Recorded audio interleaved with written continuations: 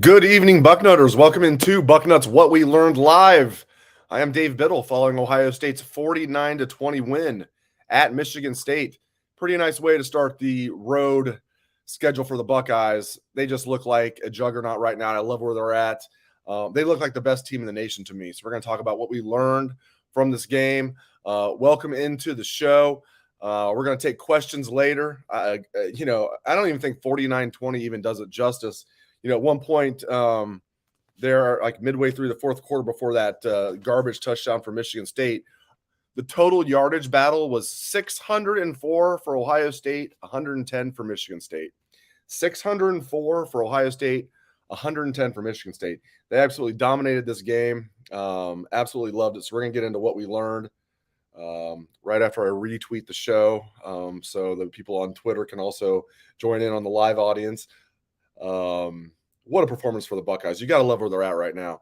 Georgia ended up taking care of business today, but, Georgia's looked a little shaky a couple times this year. We'll see how Alabama looks, especially without Bryce Young tonight. I mean, Alabama hasn't looked like a juggernaut. Other than the first game against Notre Dame, I think Ohio State has they've looked absolutely fantastic. So let's get into what we learned from the game tonight.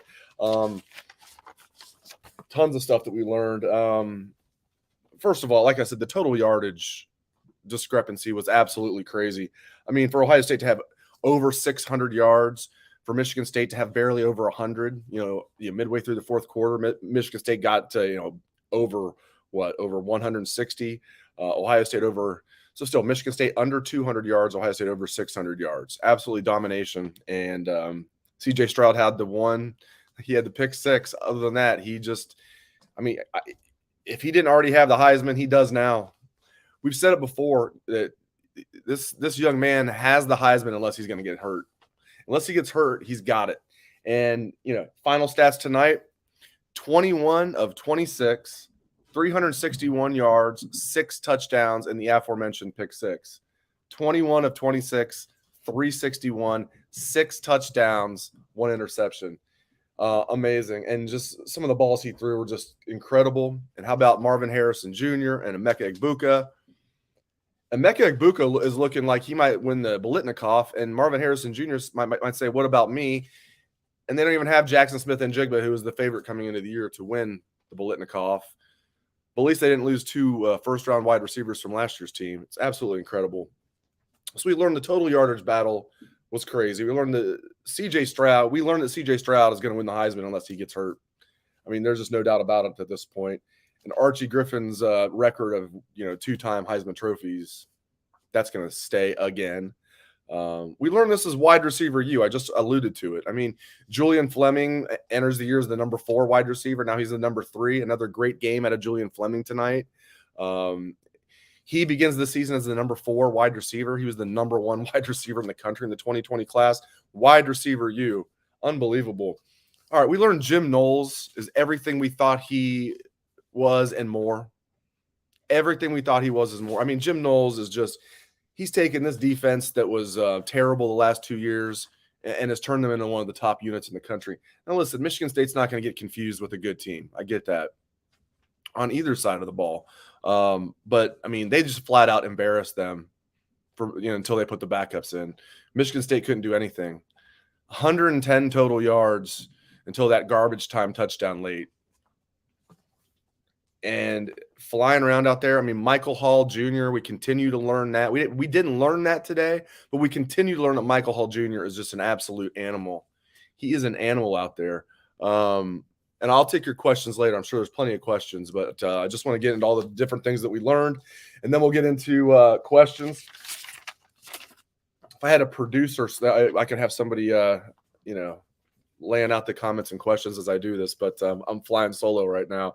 I did find it interesting that Michael Hall Jr. didn't get the start. It was Jerron Cage out there with Teron Vincent. So that was the first thing I wrote in my notes. I was a little concerned. I was like, where's Michael Hall Jr.? Nothing against Jerron Cage, but I'm glad he's on the team. 6-year senior, Jerron Cage. But, and Teron Vincent's playing really well. But I was like, where's Michael Hall Jr.? Well, we found out he was all over Michigan State's backfield. all in their backfield all night is where he was, but he didn't start. So I found that interesting, but that turned out to not be a big deal. How about Lathan Ransom? Gets the start over Josh Proctor. Huge interception, 3rd and 7 on that first drive. Lathan Ransom makes the play, and that's not an easy play. He got back there, he read it perfectly. Makes the interception in the end zone. Almost looked like he was like fielding a punt over his shoulder there. Great play by Lathan Ransom, who continues to play at an All-American level, in my opinion. Maybe not first-team All-American, but just seriously, I mean, he's playing at it like at least somewhat of an All-American level this year. That's how good he's playing. First-team All-Big Ten, third-team All-American. I don't know. I love what Lathan Ransom's doing, and guys and gals, Josh Proctor was out there when they had the backups in there late in the game. So was Jack Sawyer. So we learned that Josh Proctor and Jack Sawyer, I mean, if you're out there that late when all the backups are in there, all the starters and even the top backups are out of the game, I found that very interesting that Josh Proctor not only didn't start, but was in there like at the very end of the game in the fourth quarter. Same thing with Jack Sawyer. So there you go. Your starting defensive ends, JT Tuimoloau and Zach Harrison. Zach Harrison also moves inside the D tackle at times. Zach Harrison had a bad penalty, but overall, again, I thought it played solid. Man, I can't say enough things about Emeka Egbuka. What a stud. What an absolute stud. Okay, Travion Henderson. Now, obviously, he got hurt again, but my God, was he great in the first half. I mean, and we're used to Trey being like that home run hitter. He was almost like Mayan Williams tonight. Mayan Williams sat out. Trey's out there trucking guys. That poor kid, that true freshman, they met and Trey went, ram mode on him. He put that head down, like they're like Rams butting head, and that kid got knocked out cold. Thank goodness he's okay. Word is he's okay. Which we see that all the time in football. It's not like a huge surprise. It's like a boxer getting knocked out. Thank goodness that kid's okay. He was able to move his legs. That's the one thing you're concerned about is like, is he paralyzed? Is he able to move his extremities? Okay.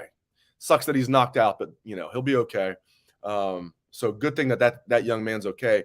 But I tell you what, I love the way Travion Henderson was running that football. He was trucking guys, not just that play. There were plays. I mean, I was really impressed with how he ran that football. It's almost like Mayan Williams upstaging him this year, and the way Mayan's running has lit a fire under Trey. And Trey got banged up, had to leave the game. I think he could have came back if he wanted to. In fact, Hollywood reported that he could have come back. Thankfully, the play that his final play where he got banged up it looked like just a blow to the thigh. Might have been like one of those Charlie horse things where like looked like it was very painful, but probably not anything like long term. He'll be sore tomorrow. Good thing it wasn't like a re-injury of that foot, although he seemed to re-injure the foot a little bit earlier in the game. That's going to be something that lingers all year probably with Travion. But, man, it just seems like when that adrenaline gets going, it's not affecting him too much, and I love how hard he's running. Can't say enough about Trey. I mean, I wrote it down so many times how much he was trucking guys and just running hard. So we learned that Travion Henderson is he ain't just a home run hitter. And, by the way, on that early long run, 26 yards. What's the complaint that some fans have about Travion Henderson? Oh, that he's not, he doesn't have good enough vision. He had great vision on that play. Yeah, a little jump cut to the left, boom, boom. Boom. And that's not even where the play was supposed to go. It wasn't just, look for it. It's like I think it was supposed to go to the right, and he saw it was blocked, and boom, cut to the left, bam. Saw, and there, looked like he was going to get bottled up and goes for 26 yards. I thought he might take it to the house there, actually. But showed good vision there. That's the one thing people have been talking about. Ran hard. I think he's underrated how physical he is, Travion. So, Teron Vincent, again, tackle for a loss early. Good to see Teron Vincent stepping up. That's huge. That's absolutely huge for Teron Vincent to step up like that. Absolutely huge. Okay, as an aside, like replay reviews take way too long. Like there's times where it's like so obvious. Herbie was even talking about this. It's so obvious. It should take like 5 seconds at the most. And even 5 seconds, you're being like kind. And it takes like 2 minutes, which isn't a big deal, but it's a deal, and it adds up. It's like, it's so stupid. Like the ball clearly hits the turf. They call it incompletion. You see it, slow motion. I mean, that should be like that's a replay official in the booth for a reason. They don't need to go to a little peep booth and like the official on the field like having to like, what are you doing? This is year 2022. You have an official in the booth with 50 replays in slow motion. You can tell within 5 seconds for most plays. Yes, there are some plays where you need to review it over and over again. I get that. Most of them you don't. You can tell right away. It's ridiculous how long it takes. Lathan Ransom. My goodness, Lathan Ransom. My goodness, Lathan Ransom. Mike Hall Jr. Goodness gracious. We learned that Lathan Ransom and Mike Hall Jr. are just absolute studs. Absolute studs. Okay. Probably don't talk about this enough. Like Ryan Day is an absolute wizard as a play caller. And I give him so much credit that he has evolved as a play caller. It's been so easy for him. I've talked about this on the Morning Five, but it bears repeating. Listen, it'd been easy for him to say, listen, we had the number one offense in the country last year, total offense, scoring offense. This was all on the defense. I don't need to evolve as a play caller. But he knew he needed to become more complete, and he has. Running the ball, the way they run it, when you know they're going to run it. That fourth down play early was a backbreaker for Michigan State, and then they go deep on the very next play for a touchdown. It's just like, I mean, just took the air out of Spartan Stadium. By the way, I mean, we also learned that by the end of the game, well, no, not even by the end of the game, by like midway through the third quarter, like Spartan Stadium looked like Ohio Stadium North. It's like all Buckeye fans in there by like the mid third quarter. Unbelievable. Ryan Day is a wizard as a play caller. The way he mixes things up, we're going to talk about. We've already talked about Jim Knowles a little bit, and we're going to talk about him more. But we continue to learn that Ryan Day is a wizard as a play caller, and I give him so much credit for evolving. Because, again, it's been so easy for him to have that ego, like, oh, it's the defense's fault. I don't need to evolve. No, he knew he needed to become more complete for this team to be a juggernaut. And in my opinion right now, what we learned is Ohio State looks like the best team in the nation right now. Not that there's a huge gap between Alabama and Georgia, but, like, I just feel like Ohio State's the best team in the nation right now, and we'll see how it plays out. But we learned Ryan Day is an absolute wizard as a play caller. We continue to learn that. And the fact that he's evolved – throwing to the tight end more, the running game, and continuing to like mix things up with his concepts in the passing game. He's fantastic. He's just a fantastic play caller. I love everything about him. Marvin Harrison Jr., we learned that he catches everything. It's just so much. It's so fun to watch. It's just unbelievable. I can't say it enough. You lose 2 first-round wide receivers. Then you lose what everybody predicted was the best wide receiver in the country, Jackson Smith-Njigba, although they think they'll get him back after the bye. I think you should hold him out till Penn State, but regardless, they're going to get him back at some point. My point is basically you lose 3 first-round picks and you don't even skip a beat. It's crazy. Other than the Notre Dame game where Ryan Day has even said himself he had like so many plays drawn up for Jackson Smith-Njigba, but kind of took him off guard. I love Ryan Day's honesty with us in the media. It helps when you're kicking everybody's butt and you're ranked at number 3 in the nation and you're underrated as number 3. Imagine being ranked number 3 in the nation and being underrated. Well, you don't have to imagine because the Buckeyes are that. So we learned that Ohio State's underrated at number 3. My gosh. So we talked about total yards. So even total yards at halftime. Halftime, it was 35-13 total yards, 429 for Ohio State, 113 for Michigan State. So then Michigan State ended up having negative yardage in the third quarter. They went from 113 yards at halftime to 110 at the end of third quarter. Again, Ohio State at the end of the third quarter, over 600 yards for Ohio State, 110 for Michigan State. 605 total yards for Ohio State, 110 for Michigan State at the end of the third quarter, including -3 total yards for Michigan State in the entire third quarter. Jim Knowles was a grand slam home run hire. By the way, I'm a Reds fan, as many of you know. Congratulations to all of you Guardians fans. That's cool to see. That's cool to see. I'm rooting for you guys. Yankees fans, pretend like I didn't say that. But since you guys are going to be playing the Guardians. But congratulations, Guardians fans. Way to go. Advancing in the playoffs. A little quick 2-game sweep over the Rays. Good job. Good job. A little 15-inning game there for the Guards. So we learned Travion Henderson got hurt again. We mentioned that earlier. I think he's okay, though. They were talking. He was yucking it up on the sideline. Holly Rowe reported he's okay. He could have went back in. It was a thigh. It looked like he got banged on the thigh. He got really banged on the thigh. Probably painful, like I said, but good thing it wasn't the foot, although I bet the foot's going to linger all year. Man, can't say enough about Emeka Egbuka, can we? Emeka Egbuka, I mean, I'll have to crunch the numbers. Right now, Emeka Egbuka seems like he should be the favorite for the Biletnikoff, in my opinion. We'll see. We'll look at it. I'm sure he'll get knocked because they'll say, "Oh, he's a system player." Yeah, good luck. This kid, he's got all the speed. Comes in with all the accolades. And by the way, he's tough as nails. Emeka is tough. He looks like a running back after he catches that ball. Fleming's tough. They're all tough. Fleming blocks like a tight end. Xavier Johnson. We continue to learn. Xavier Johnson is one of the best, we'll say, former walk-ons to come through Ohio State. And that's saying a lot. There's been a lot of good walk-ons come through here. He's a former walk-on now, but love it. Fifth-year senior. He technically can come back next year since 2020 didn't count. And he also redshirted 1 year as a walk-on. Xavier Johnson, he's played, he's wide receiver this year. He's played running back in the past, and he played running back tonight, basically. Also played wide receiver, but they basically use him as a running back tonight. Playing some Deebo Samuel role out there.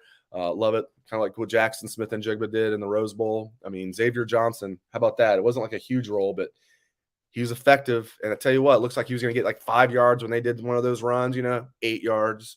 Oh, he's going to get 6 yards, 9 yards. He's tough. He's fast. He fits right in. He blocks. Love it. Love seeing that. Love seeing G. Scott Jr. get his first touchdown. Love it. And again, we learned C.J. Stroud is going to win the Heisman unless something catastrophic happens. He will win the Heisman. The backup's giving the touchdown up, man. 49-20 doesn't even do it justice. 49-20 doesn't even do it justice. So there you go. We went through with all the things that I gleaned. Let's get to some questions here. Let's get the glasses on so I can actually see what you guys are asking. Let's see if Jeff Hafley and the Fighting Eagles of Boston College can knock off our boy Dabo. Probably not. All right, here we go. We're going to start right here. Fire away with questions.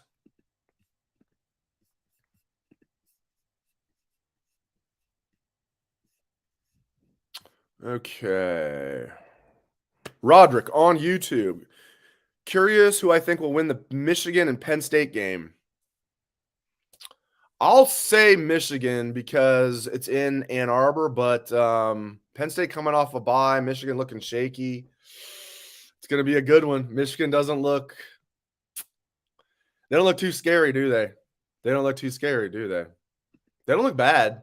They've got guys stepping up. They've got 2 dudes on their defensive line that are future NFL studs, in my opinion. Mozzie Smith, D tackle, and then Mike Morris has stepped up at D end. You're thinking, oh, they've lost all their pass rush from last year. Mike Morris is a dude. And then Mozzie Smith, I love those big D tackles. He's really good. So they're better than I thought they would be on defense, but they're still not as good as they were last year. And I'm not sold on J.J. McCarthy. Everything is dink and dunk with Michigan. Everything's dink and dunk. And maybe he'll develop into a good downfield passer. Right now, they have no downfield passing game at all. I've watched every play that they've played this year pretty much, and they have no downfield passing game. It's dink and dunk, dink and dunk. Go look at J.J. McCarthy's stats. Look at his yards per attempt. Not good. Dink and dunk, dink and dunk. Throw the ball to the tight end, Schoonmaker. Not impressed. And where's that game at this year? Michigan and Ohio State? I know we're talking about Penn State, but where's the game? Oh, it's here, isn't it? Yeah, okay. Good luck. November 26th is coming. All right. Pete on Facebook says he's pulling for Penn State. Yeah, I mean, I never root for Michigan, so this will be – I'll definitely root for Penn State, but it won't be like anything big. T.E. Rick on Facebook, Michigan does not look tough on offense at all. Blake Corum looks really good to me. Their offensive line they've got like 3 good offensive linemen, but they've got some holes on that O-line too. Right tackle looked like a liability, and then they lost their starting right tackle today, which looked like a serious injury. Had to put the backup in there. So we'll see. All right. Chris on YouTube asked me, who was the pick 6 on tonight? Was it on the quarterback or the wide receiver? The way Emeka reacted made me think it was on him, but we won't know. I'm sure this is one of the things. I love doing the live post-game podcast right after the game, but I don't get to be at the press conference or even watch the press conference live. But that's why we got Patrick Murphy and Steve Hellwagon coming at you later in the show. I should have mentioned that earlier. Patrick Murphy, Steve Hellwagon live from Spartan Stadium. You are looking live at Spartan Stadium, where Ohio State again obliterates Michigan State. Where have you heard that before? They just dominated them at Spartan Stadium since 1999. That's the last time Michigan State won in East Lansing is 1999. Yeah, Michigan State has hurt Ohio State a few times at the Horseshoe since then and once in Indianapolis. But for some reason in East Lansing, Ohio State they don't just go up there and win. They just completely obliterate them in most cases. It's unbelievable. Remember the time Terrell Pryor's freshman year in 2008? You guys remember this? It was the first play of the game, Ohio State, first play of the offense. And Michigan State's crowd's going crazy. Terrell Pryor is quieting the crowd, in his cocky way. He was telling the crowd to settle down, telling Michigan State's crowd to settle down. Ohio State blew him out. I can't remember what the score was. I do remember a redshirt freshman quarterback named Kirk Cousins came off the bench late to actually get Michigan State on the board. Kirk Cousins came off the bench late for, I believe, Brian Hoyer. But Ohio State just owns Michigan State. Absolutely owns them, especially in East Lansing. Yeah, I can't say enough things. Matthew on YouTube, front seven of the D looks fantastic. Yeah, can't say enough nice things about what Jim Knowles is doing. The entire defense. I mean, this is exactly what we wanted, right? Exactly what we wanted. We have Edward on YouTube saying the miscommunication on the pick six was likely on Emeka. That's my guess as well. We'll find out for sure. Although I'm sure Ryan Day doesn't want to throw anybody under the bus. Although as well as Emeka played, it won't be throwing him under the bus. It'll be something like, Ryan Day is. He's cool as heck. He'll be like, Emeka played great. Everybody's going to make a mistake. Bucknuts88 on YouTube. Mike Hall was a beast again. I know, right? Does he not look like he's like mini Aaron Donald, as they call him? My God, I'm talking about high praise. We're talking about the best defensive tackle maybe ever in Aaron Donald. Mike Hall, a little undersized, but not really, because he's so strong and so quick. And just they talk about his hands being so big and so strong, and just he's quick and tough and strong. And just I love Mike Hall. Absolutely love Mike Hall.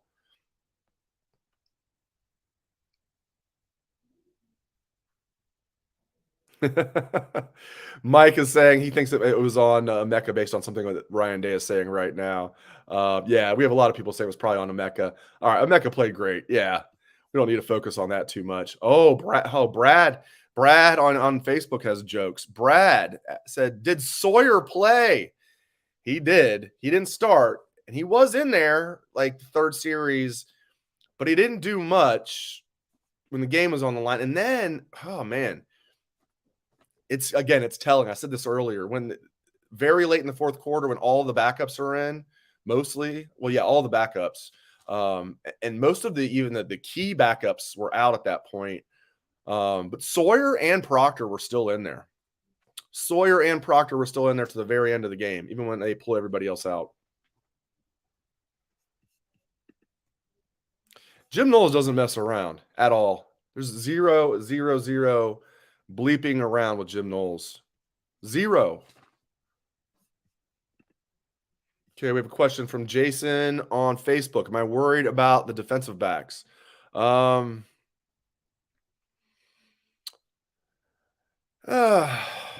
too much, because they don't really play any of the teams that can really light it up. We'll see once they get to even the playoffs.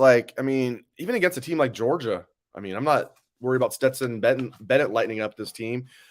JJ McCarthy, let's focus on that. Sean Clifford, I'm not that worried about the DBs. We're talking about the corners mostly, right? I like what I'm seeing out of some of these young corners. Jair Brown, I know he got beat on one, but I still, for a true freshman, I like him. Denzel Burke played better tonight. Low bar to say he played better, but still he played better. Cam Brown got frustrated. I don't even know if he came back out there, but I like Cam Brown's fire. I'm just glad he was healthy. But I love the depth and talent at safety. And again, what quarterback on this? I guess Tagovailoa from Maryland, but they just lost to Purdue today at home. You think their defense is gonna hold up to Ohio State? With Mike Locksley as their head coach. So yeah, Tagovailoa from Maryland's really good, and they've got 4 good wide receivers. They've got a good running back. They got a good offensive line. Maryland's offense is legit for sure, but their defense will just get torched by this Ohio State team. will get torched.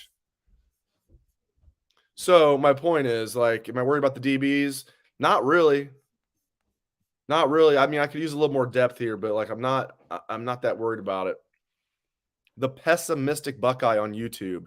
What is my opinion of Kyle McCord? You know, guys, it's so tough to tell because he's out there. They give him some time to throw, a couple of reps, but most of all, it's him like out there like I mean, it's obviously it's garbage time. Day doesn't want to run it up too much. Maybe if it was a guy he didn't like, like Mike Loxley, guarantee you he doesn't like Mike Loxley. That onside kick in 2019, up big in the second half. I see better than I hear. So it's so tough to tell the pessimistic Buckeye.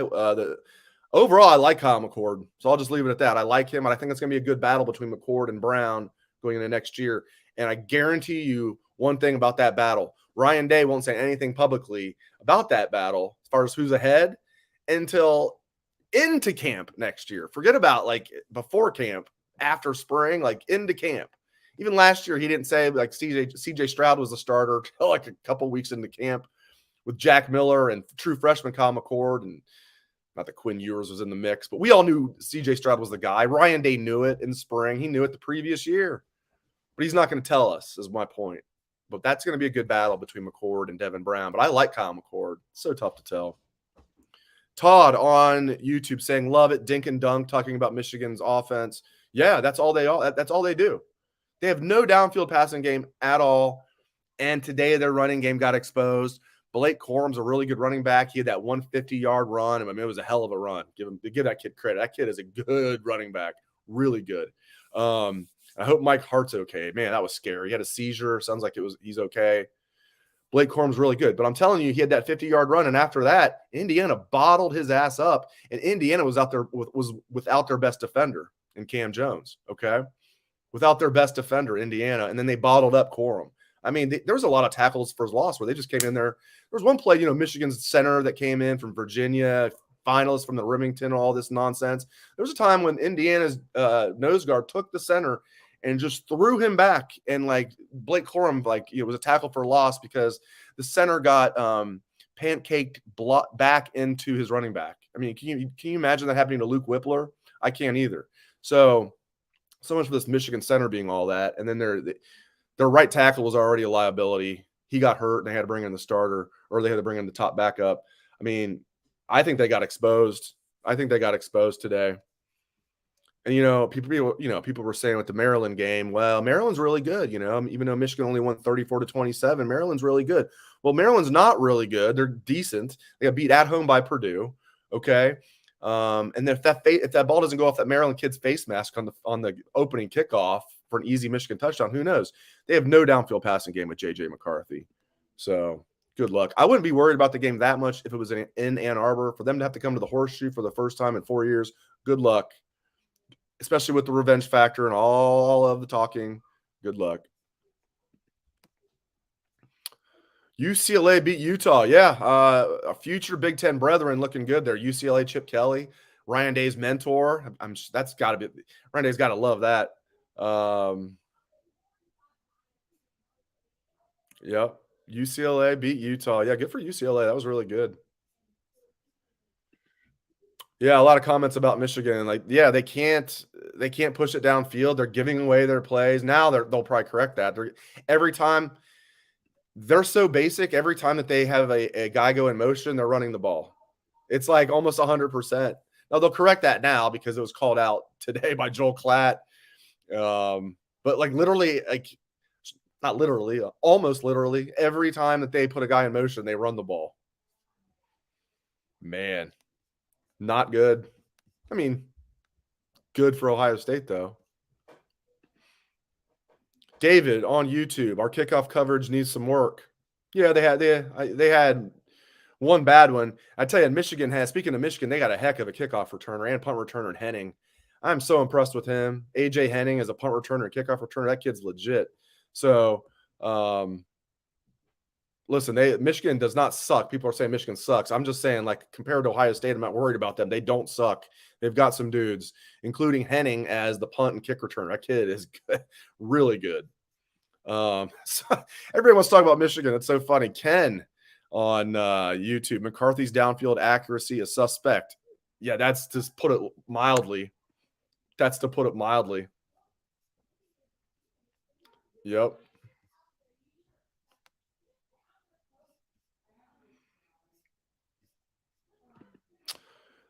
The pessimistic Buckeye living up to his name here. Dave, why do our defensive ends seem slower than the rest of the defensive line?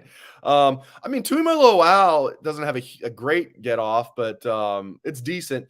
Zach Harrison, I think, as we all know now, just doesn't have a good get off. He doesn't have a quick first step. He's not a quick trigger guy, but I still think he's having a good year. I like that they move him inside on passing downs and the rushman package. He's being effective, but Zach Harrison's not this quick trigger. Chase Young, Bosa's, that's not him. I'll throw Baron Browning in there. How about Baron Browning tearing it up the other night? All it took was him going to the NFL for coaches to figure out how to properly use him.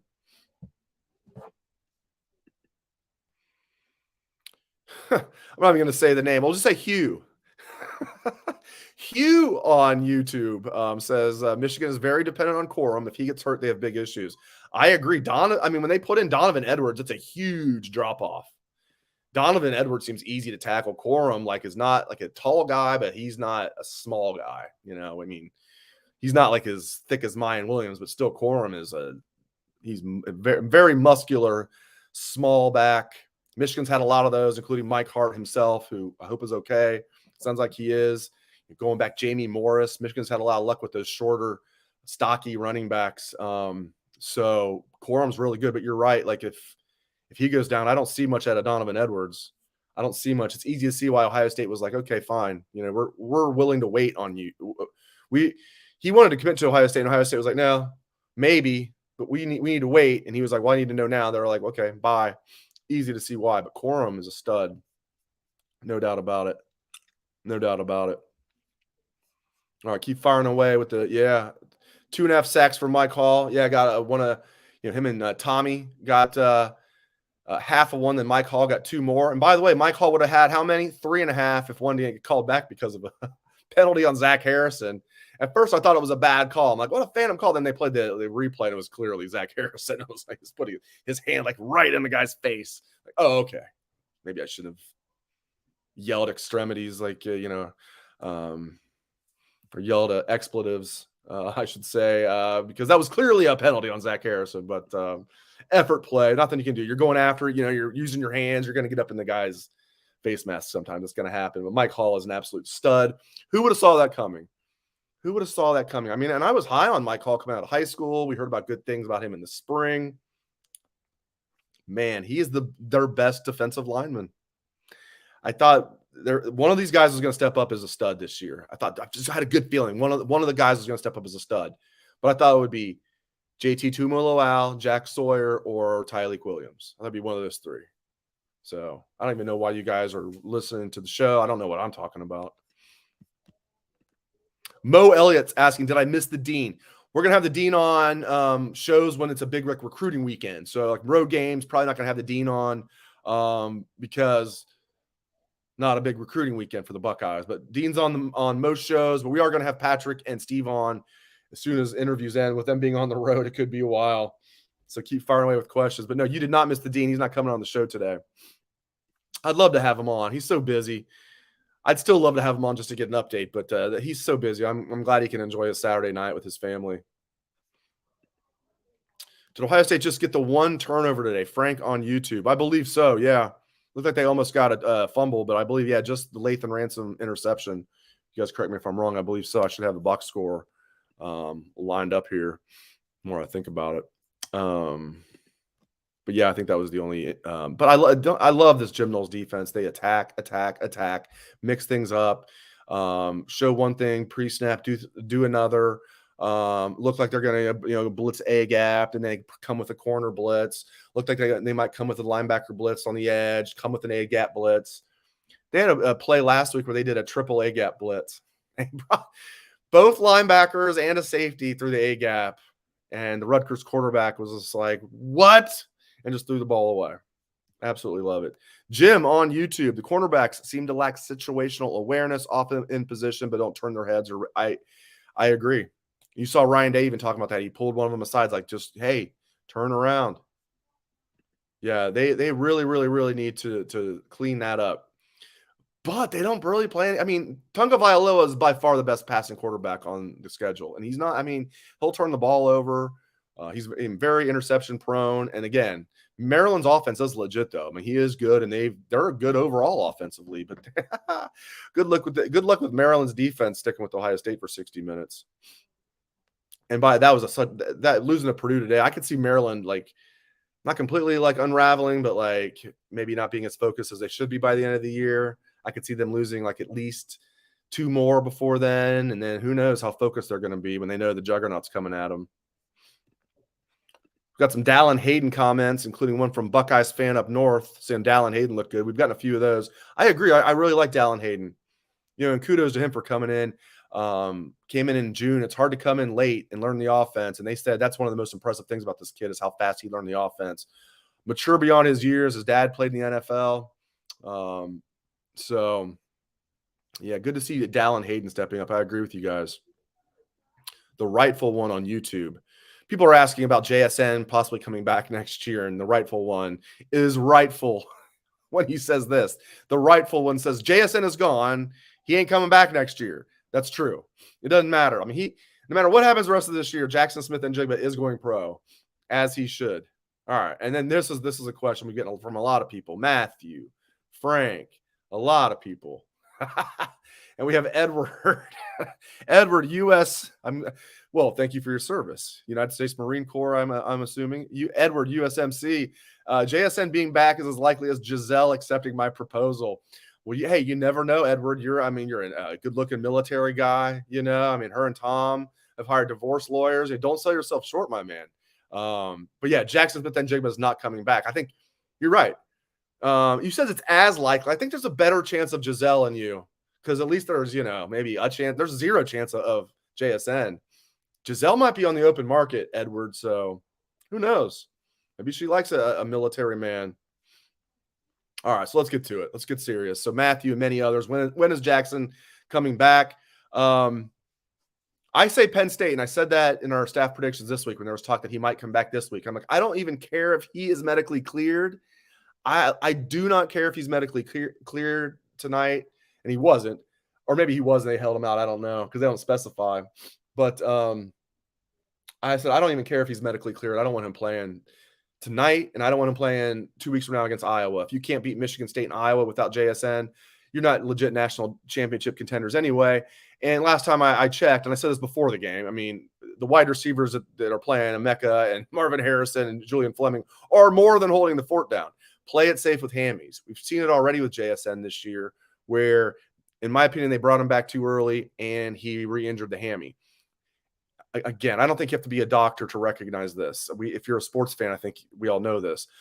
Tell me an injury that I'm sure we got a doctor or doctors that could comment on this if I'm wrong. Tell me an injury that lingers longer than a hammy for athletes. I just see it all the time in every sport. You injure that hammy and then you feel like, oh, I'm good. And then boom, you come back and then you re-injure it. You see it all the time in every sport.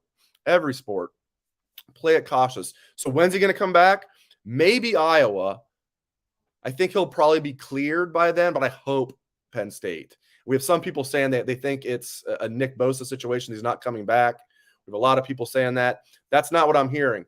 I'll be frank with you guys, as I always am. I'll tell you this about it, that he's not coming back. I was initially told through a secondary source. So it wasn't somebody telling me this directly. It was somebody telling me this, that they heard this from somebody in the know. This is a couple of weeks ago, probably three weeks ago exactly from tomorrow. Okay. So almost 3 weeks ago, I was told, hey man, it sounds like JSN's done. Sounds like he's done. Okay. And then I reached out to source. I was like, damn. And then, but I was sworn to secrecy. And then I reached out to sources like in the know to get some firsthand information. And I was told that's not true. Okay. That he will be back this year. It's not season ending. He will be out for a few weeks, but he will be back, and he wants nothing to do with sitting out the rest of the year. That's not how he does business. So that was great news. And there gives you a little backstory there. I heard like from a secondary source, source of a source kind of thing, and then, Tried to verify it. Thank God I was able to debunk it. Haven't said anything about that till right now to you guys. So there you go. Initially, I heard he was done for the year, and then I heard from 2 sources who would definitely know, saying no, he'll be good to go. But damn it, don't rush him back. Do not rush him back. Bucknuts88 saying, talk about Xavier Johnson. I talked about him already. I'm happy to talk about him more. If you guys have ever read any of my practice reports on bucknuts.com, 2 years ago, last year, before anything happened this year, I told you guys every time we're at practice, Xavier Johnson's making plays. Every time we're at practice, Xavier Johnson's making plays. This is a kid that repped at corner early in his career because they needed depth there. He repped at running back. He played at running back tonight. He's a wide receiver this year, but also played the Deebo Samuel role tonight. I love this kid. 5th-year senior, tough as nails, good on special teams as well. That was his role coming into this year. Now finally getting his chance on offense. I love it. I love those types of stories. This kid's a dude. He had a great senior season. I think junior and senior season in Cincinnati. Small school, but very small school in Cincinnati, a private school, but was really, really good. Put up big stats. So great to see that. 5th-year senior. And like I said earlier, even though he's a 5th-year senior, technically can come back next year as a super senior. I hope he does. And he's not a walk-on anymore. He's on scholarship now. With the NIL, I mean, come on. Come on back for another one, X. They just call him X. No, don't apologize. Bucknuts88 says, I missed the first time you talked about Xavier. My bad. No, don't apologize. Like, some people are just now tuning in. All good. Yeah, they call him X, man. He's fantastic. Oh, thank you. That's the one thing that I wrote down that I forgot to mention that we learned. We learned this offensive line. Thank you very much, Matthew, on YouTube. We learned I need to give the O-line a shout-out, and I forgot to do that. O-line shout-out, and I forgot to do that. Matthew is reminding me. O-line, shout-out. Justin Fry, way to go. Paris Johnson, just pancaking guys. Unbelievable. Matthew's already talking about him. He wants him playing for the Bengals. I'm there for it. I love it. That whole offensive line, I love what they're doing. DeJuan Jones pissed me off one time, but overall, he's playing well.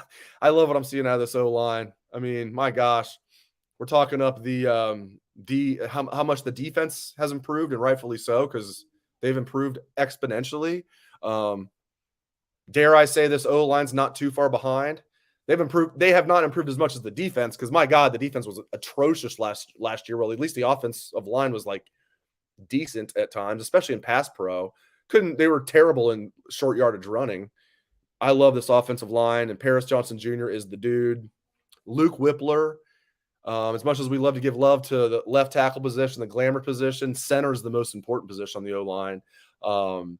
And Luke Whippler's playing great as the quarterback of the O-line. I love this O-line.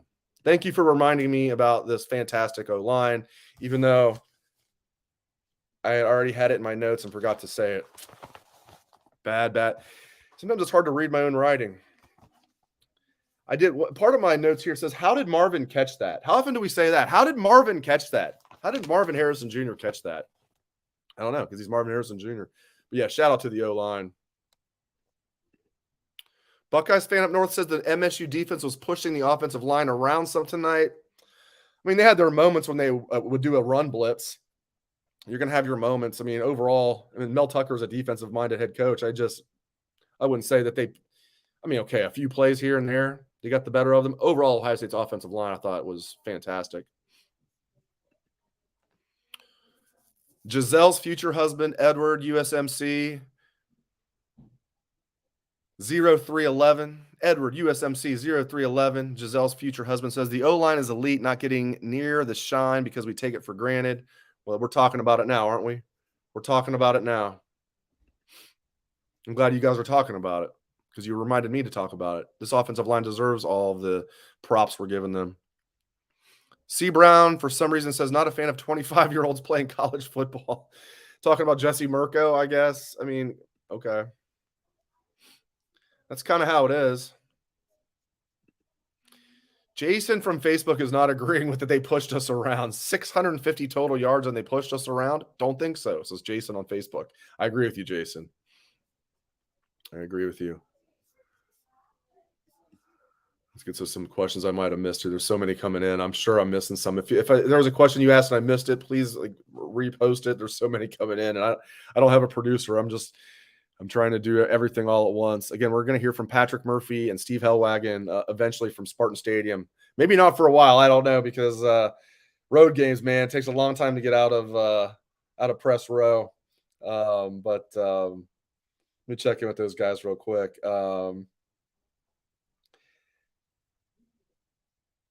How about G. Scott Jr. getting his first? I love that. I love that. People have wondered, like, when are you going to have G. Scott Sr. back on the show? I'll have him back on the show. He knows he has an open invitation. He likes to lay low a little bit during the season, because he does, being a parent, he likes to lay low a little bit during the season. But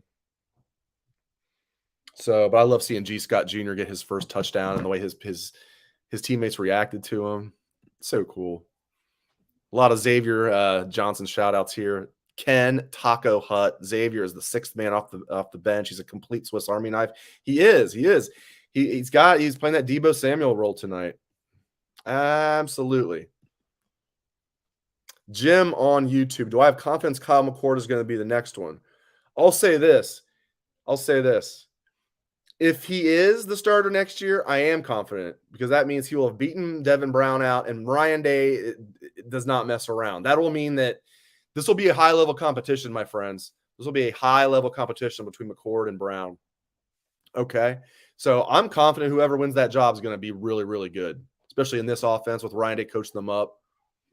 I think it'll be McCord, but I bet you Brown's going to give him a serious run for his money. I won't be shocked if it's Brown. I think it'll be McCord. So, yeah, do I have confidence in that McCord's going to be the next one? I mean, we'll see about that. He's got to win the job first. But if he does, I absolutely have confidence he's going to do really well. Am I cheating? Is that answering your question? I hope I'm answering your question. He's got to win the job first. But like I said, one of those guys, whoever wins that job, is going to be really good, in my opinion. We've had some Cam Babb questions. Let's get to one of them. Again, if I haven't, if you asked a question earlier and I didn't get to it, please resubmit. Jim White on YouTube again. Is Cam Babb ever going to get healthy and suit up and play? I don't know, man. He re-injured something. They said it wasn't season ending this time, but I don't know if he's had 4 ACL surgeries, 2 on each knee, and then got hurt again.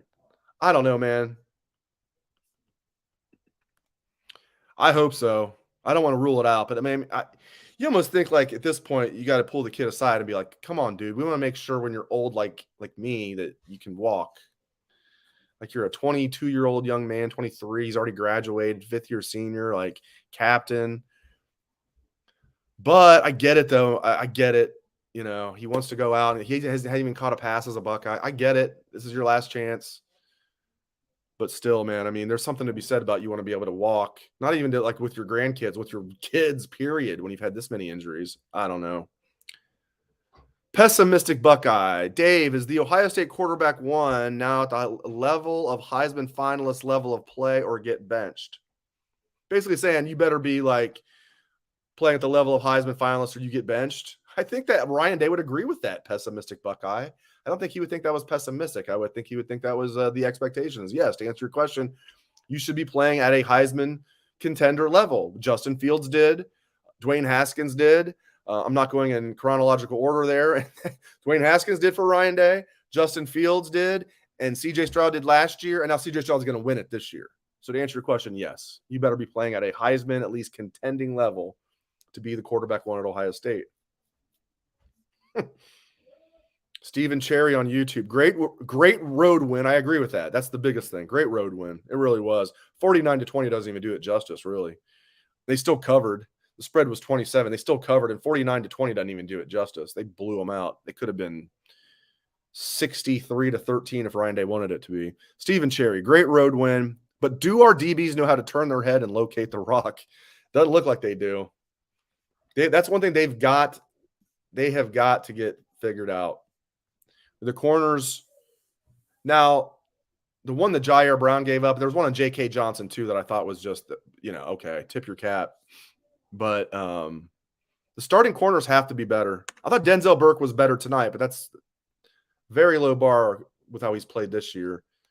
And has he finally picked a number? Is he going with 10? This dude's had like 4 numbers. He's a sophomore. He's had like 4 numbers, maybe 3. 29, 5, 10. Let's pick a number, bro. Oh, look at this. Live. You are looking live at Spartan Stadium. Patrick Murphy, welcome to the show. So 49-20 Buckeyes. Your main takeaways, my friend. Welcome to the show. Well, welcome to the show. 49-20 Buckeyes. Your main takeaways.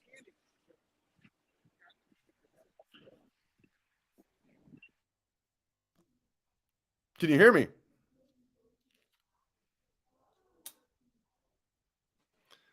I'm not very surprised as this is happening, but we're having some connectivity issues. Now I can hear you. Go ahead. I think we got it. Yep, there you go. All right. What'd you say? All right, your main takeaway. Well, welcome to the show. You are looking live at Spartan Stadium. Yeah. I love it. Your main takeaways from this game: Ohio State 49, Michigan State 20. Look, Ryan Day was just asked about this. It's becoming rinse, wash, repeat for Ohio State in these games, Big Ten, non-conference, whatever it is. We have to nitpick to come up with things to criticize this team about and to write about, right? I mean, it's one drive where the cornerbacks were struggling or the penalties or things like that. This team is just proving to be what we thought coming into the season, one of the top teams in the country. Obviously, the defense has stepped up, more than I think some people expected. But I guess my big takeaway is that this team just keeps on churning things out. And this was another challenge going on the road. I know people don't think that matters because Ohio State wins on the road all the time, but it's different. And there's a lot of different things that come with it. You don't have everyone there. They only could bring 74 players, things like that. So you go out and you put on the exact same performance as you did at home. You win big. It was never really in doubt. And, I think that's what you want to see from this team. Day talks about competitive stamina. They continue to do the same thing week after week. And I think that's what's important about any football team that has ambitions like Ohio State does. Give me some injury updates, my friend. What are you hearing? I mean, it looked like Holly Rowe reported that Travion Henderson could have come back in the game, and Ohio State trainer ordered that. Get into Travion and maybe some other guys I'm leaving out. What are you hearing injury-wise for the Buckeyes? Yeah, Ryan Day said if this game would, if this were a different game, Travion would have come back in. They didn't feel like they needed to. Obviously, they didn't. Down Hayden and TC Caffey handled the rest of that game just fine. Beyond that, obviously we'll still wait and see on Jackson Smith and Jigba. Who else didn't play? Mayan Williams. I saw that Ryan Day said before I don't think he was asked about this during the press conference, but they were just being cautious with him and will evaluate him throughout the next 2 weeks. Obviously the bye week coming up, and he even commented that they're aware of that. So look, it's the same thing every week. I think if Ohio State were playing in a Big Ten championship or college football playoff, a lot of these guys probably would suit up that haven't the last couple of weeks and the last several weeks. I think they know that they've got depth. They've got players that can step in, and they know it's going to be a long haul. And this is why you build the depth that Ohio State does, right?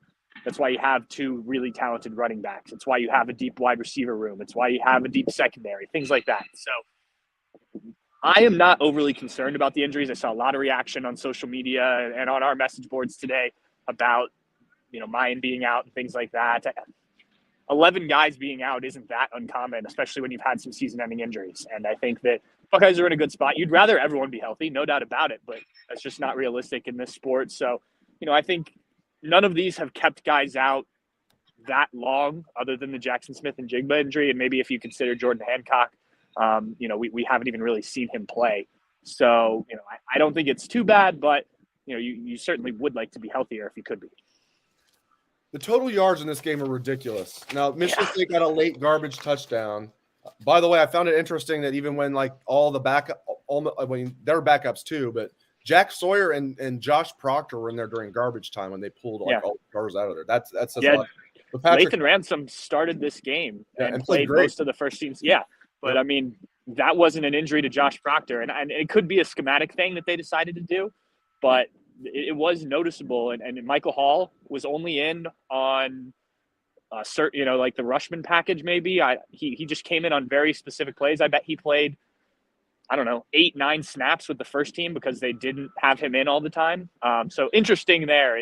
That did not come up in the press conference. It's something to ask maybe in the maybe in this week when we get to talk to Coach Day. So, like at one point there in the fourth quarter, the total yards. Oh gosh, I just had it. It was 605 for Ohio State and 110 for Michigan State. 605 to 110. It's insane. I know this isn't a good Michigan State team and they're banged up, but my goodness.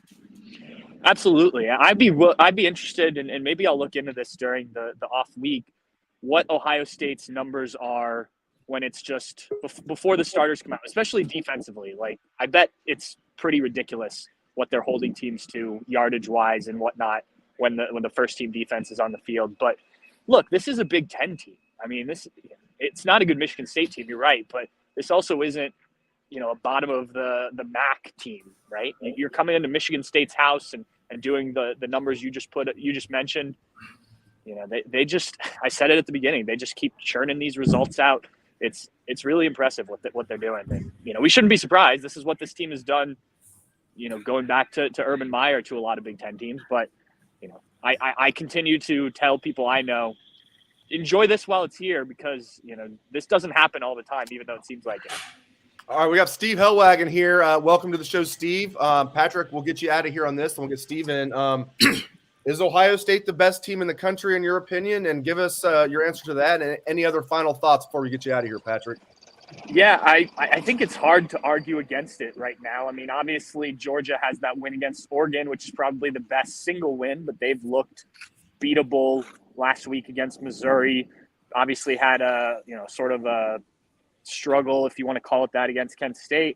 We've seen Alabama struggle with a Texas team that it wasn't the Texas team that beat Oklahoma today. They didn't have Quinn Ewers for most of that game, and Alabama hasn't looked great. Those are obviously the top three teams. I think Ohio State hasn't had a game yet where they haven't looked dominant, and so if I were filling out a ballot, that's how I would rank them. Is Ohio State at the top?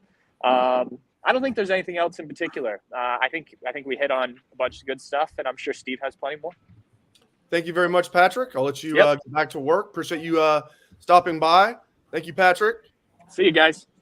There's Patrick Murphy. Now, you are still looking live at Spartan Stadium. Steve Hellwagon, welcome to the show, my friend. Your main takeaways. Buckeyes dominated this game. I mean, just absolute domination, 49-20. That doesn't even do it justice. Your main takeaways from this game, Steve. Yeah, I think that you got to be excited about the way this team played. And there was the early interception, the pick six for the touchdown that made it 7-7, and they never blinked. And again, said this last week, there was an early problem last week. They never blinked. And that's the thing about this team. They seem almost unflappable at this point. And they just keep coming right back, and the next 6 drives result in touchdowns.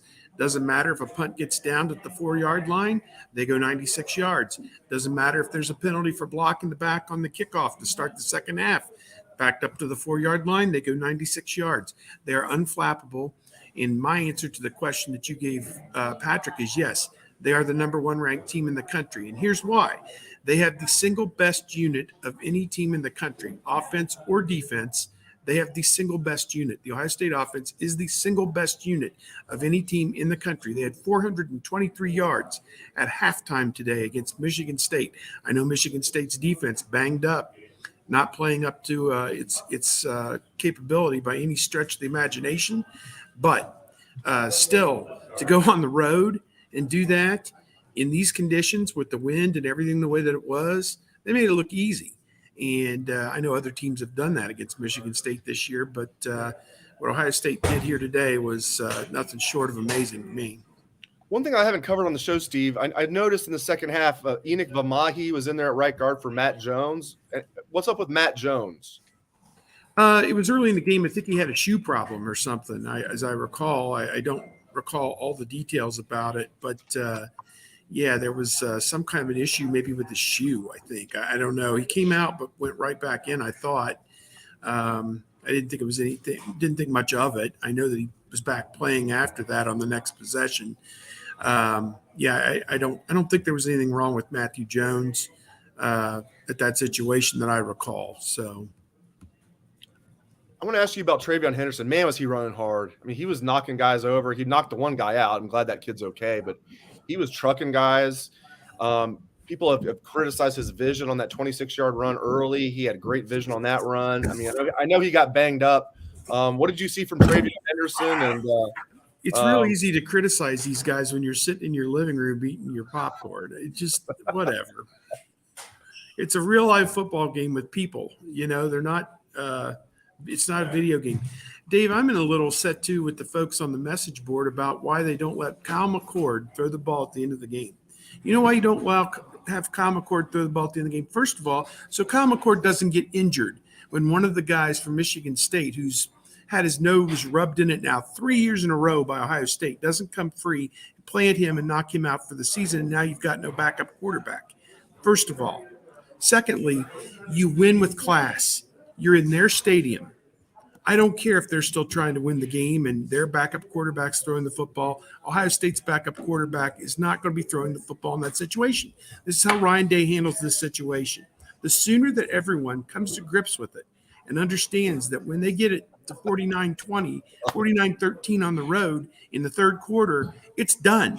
The issue is done. It's settled. Go out to dinner. If you don't want to watch the fourth inning or fourth quarter, go find something else to do, because they are not going to rub it in somebody's face in their stadium. This guy, Mel Tucker, has a 10-year contract. He's going to be the coach at Michigan State probably for the next 7 to 10 years. You think he's going to remember one day that Ohio State in his stadium rubbed his nose in it by having their backup quarterback throw the ball in the fourth quarter? Hell yes, he is. So please engage your brains. Kyle McCord gets a tougher test Tuesday, Wednesday, Thursday, going against Ohio State's defense, backup defense, scout team, whatever it might be, than what he was seeing out there today. So please find something else to complain about. And here's the other thing. The real question was what's going on at cornerback at Ohio State.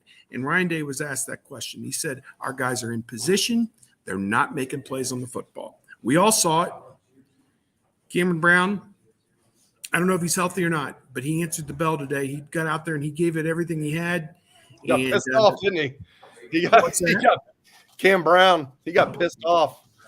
He went over there and threw his helmet, and I don't think he came back in after that. He got mad. He can be a hothead. I like that though. I like that.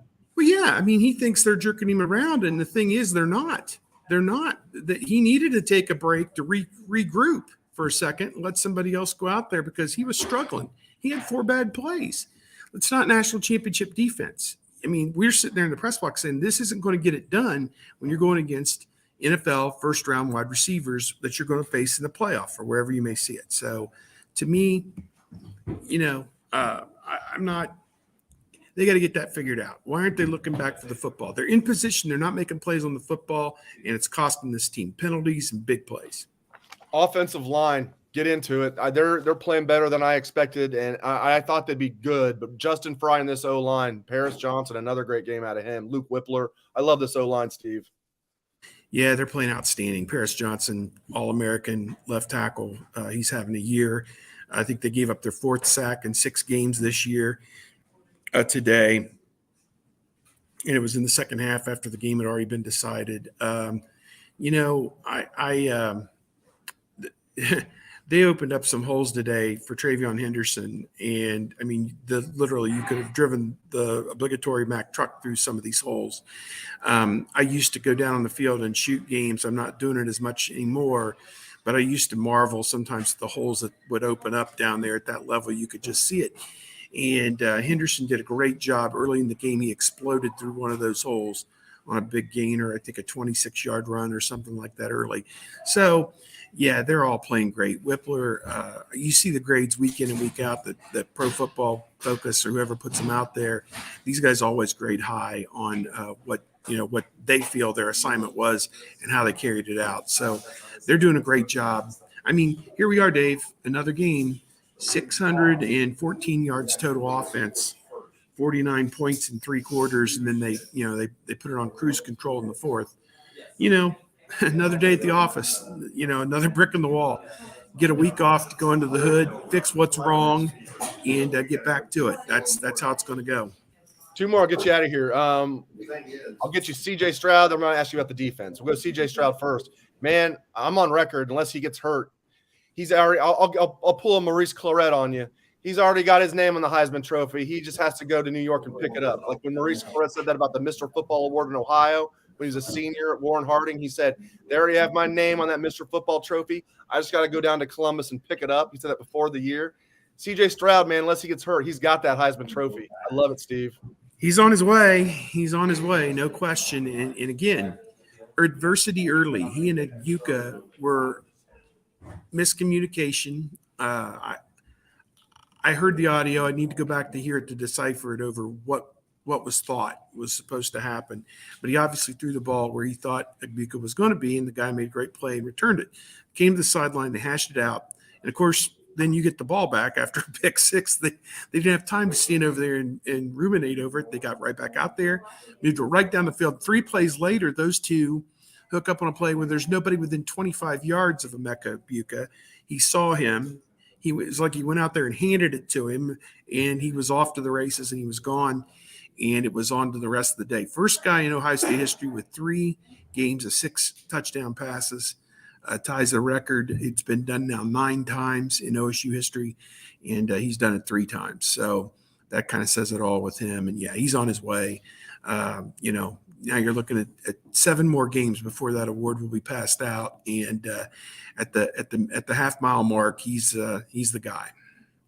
All right, defense, Jim Knowles, everything he's doing with his defense, and Michael Hall Jr., Lathan Ransom, Tommy Eichenberg again. I mean, just Jim Knowles in this defense, man. I just couldn't be more impressed.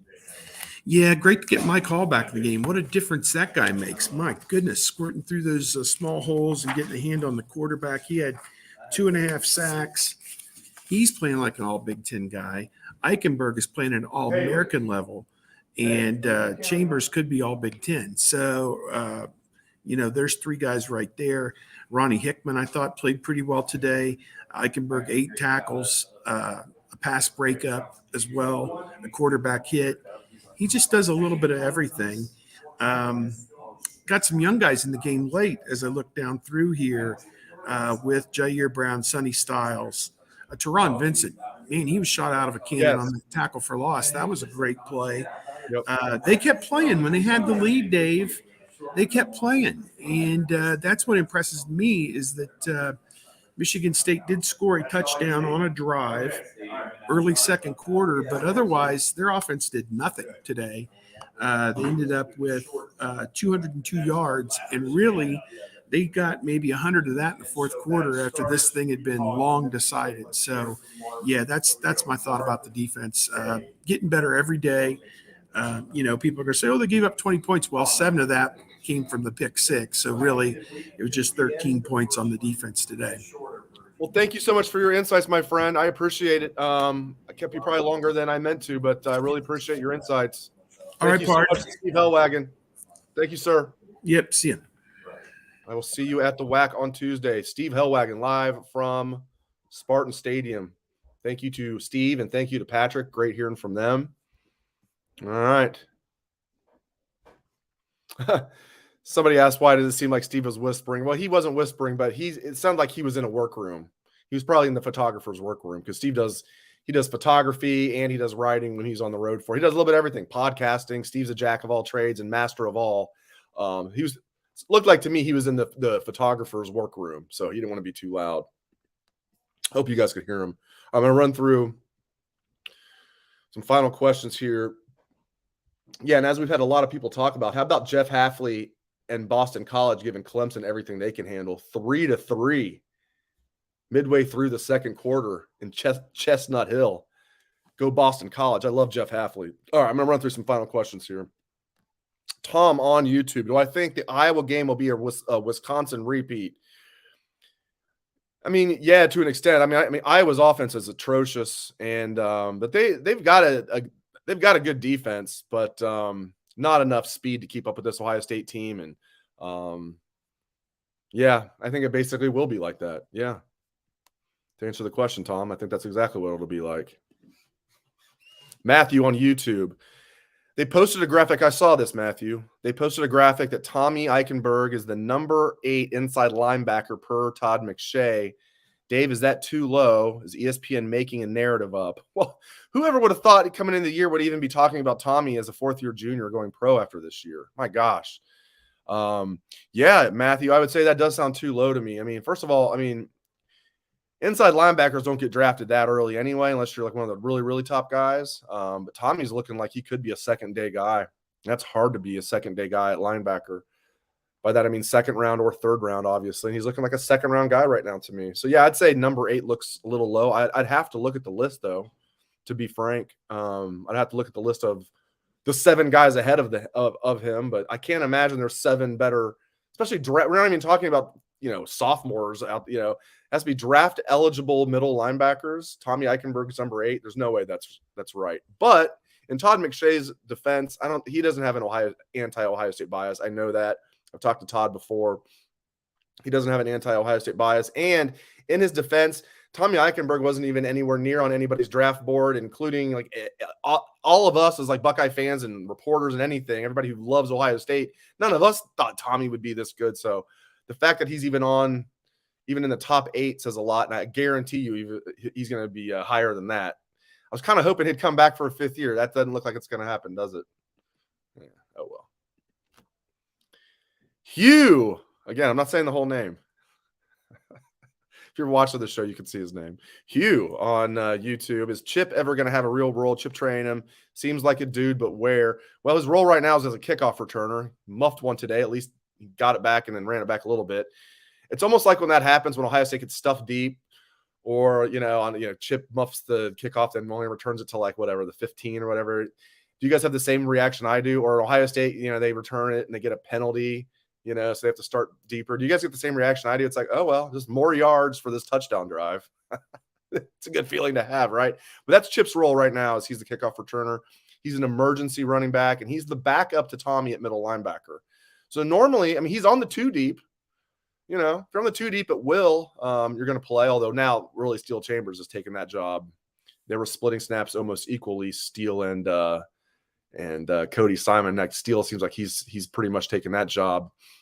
Tommy, though, is without question, as we all know, the middle linebacker. So Chip is the backup middle linebacker, but that's not the position where you want to be the backup, because they're not taking Tommy off the field till really late. He was even playing in the 4th quarter today. I think Chip got out there. So there you go, Chip.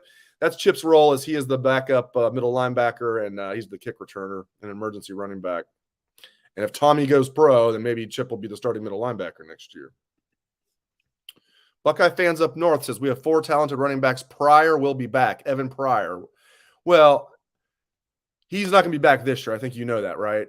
He has a torn ACL. I know what you're talking about. You mean next year, but but then Mayan might not be here next year. He's draft eligible. I'm not saying he'd be taken early, but he is a running back. The shelf life, as we all know, is very short for running backs. So Mayan, I don't know if he's going to be back next year or not. But you say, well, if we have 4 talented running backs, Pryor will be back. If you mean this year, he will not be back this year, Evan Pryor. He will be back next year. Torn ACL in camp.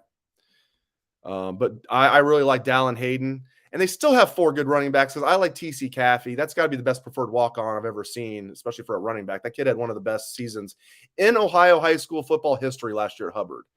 I'm not joking. Look it up. He had one of the best seasons in Ohio high school football history last year at Hubbard, which isn't like a big school, but it's not a small school either. It's D3. So D1's the biggest in Ohio. D7 is the smallest. He's kind of there in the middle. More toward the front than the back, though. D3. So not an extremely small school, not a big school. And he tore it up. One of the best seasons ever in Ohio's high school football history. So I like T.C. Caffey at number 4. Dallin Hayden, it's a luxury having him even as a true freshman, as the number 3 after the Evan Pryor injury. And then, as Tony Alford says himself, they feel like they have 2 starters with Travion Henderson and Mayan Williams. Good to have the bye week and get those gents healthy. Get him in here for Iowa. Yeah, Jim says he was questioning why Enoch Vamahi instead of Josh Fryer, when Matt Jones had to be taken out. We're still Steve didn't think it was anything serious, maybe a foot issue or a shoe issue. If it was a shoe issue, I'm surprised he didn't go back in there. But here's my answer. Josh Fryer can play guard, but he's only been repping at tackle. He's been repping at both tackle spots. So he's the swing tackle. So if either of the tackles got hurt, Josh Fryer would go in there. I'm assuming. They like Zen Mahalski too. He's repping at left tackle. So maybe if Paris Johnson got hurt, they put Zen Mahalski in there. But Josh Fryer's been repping at right tackle. He can play obviously right tackle. He can play left tackle. He can play both guard spots. But I don't think he's been repping at guard. And Enoch only reps at guard. Even though last year Enoch repped at tackle and guard, this year it's just guard. So he's kind of the first guard off the bench, and Fryer's the first tackle off the bench. And we see Fryer out there a lot in that Donovan Jackson role from last year, wearing that number 41 as the jumbo tight end. I like that they do that. So there you go. I appreciate you guys. Another long show here, another long post-game show. Thank you so much to you guys for tuning in. I appreciate it very much. Thank you to Patrick Murphy and Steve Hellwagon for their insights live from Spartan Stadium. That was really cool hearing from Patrick and Steve live from another beatdown of the Spartans by the Buckeyes in East Lansing. Great job by the Buckeyes. They look like the best team in the nation right now. And now they get a week to rest up and heal up for the stretch run. I love where the bye falls midway through the regular season exactly. After a grueling training camp, 6 games, you get to rest physically, mentally. And then Iowa, you could play the scout team defense and be okay, against that terrible offense. And then the real test will be at Penn State. I know it's not a night game, won't be white out, but it's still going to be a raucous environment. I don't care if it's noon or 3:30. They'll be getting after it. And that's a good Penn State team. I don't think they're great, but they're good. And they always give Ohio State a tough game. It's going to be a tough game 3 weeks from now. Got to take care of business against Iowa in 2 weeks, but I think the bye comes at a great time, and I'm not concerned about the Iowa game. Penn State will be interesting. Ohio State will be fine, though. I love the way that's Ohio State's team's playing. I think they're going to waltz into the Big Ten championship game, and they're going to take care of business against whoever wins the JV division. I bet it's going to be Purdue if I had to bet after they beat Maryland today. I bet you Purdue's going to win the West, but the JV. And then we'll see where the chips fall if Ohio State's able to make the college football playoff, as I think they will. At 13-0, we'll see where the chips fall. But I love what I'm seeing out of this team. Thank you very much for you guys for joining me. Appreciate it so much. Hope you enjoy the rest of your evening. Hope you enjoy your Sunday tomorrow. Thanks again to Patrick. Thanks again to Steve. Thanks to all of you. Really appreciate it. Great game out of the Buckeyes tonight. Thanks to all of you.